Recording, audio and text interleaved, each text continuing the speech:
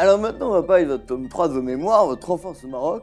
Déjà, cette histoire incroyable que le roi du Maroc était un enfant illégitime. Alors racontez-nous, ça c'est Enfant incroyable. illégitime. Oui, Hassan II. Voilà. Oui, bien sûr, il est le fils du Glaoui el-Pacha au lieu d'être le fils de Mohamed V.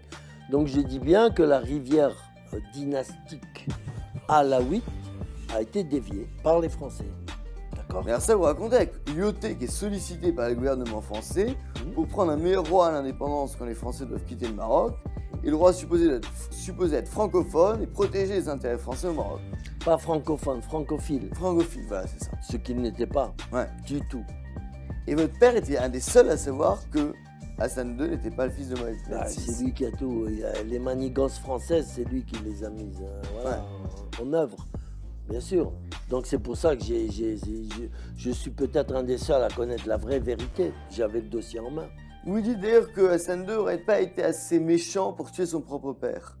Ah bah ça, si ça avait été son propre père, il ne l'aurait pas fait tuer. Ouais. Non. Mais là, il s'en foutait royalement. Son propre père, c'était le Glaoui el-Pacha. Et sa mère, c'était une juive. Ouais. Mais là, la dernière fois qu'on avait parlé de ça, vous m'avez dit qu'il fallait faire très gaffe quand on disait ça, car on allait avoir tous les Marocains sur le dos. J'en ai rien à foutre, ils ont qu'à venir. Mais qu'ils viennent, je m'en fous.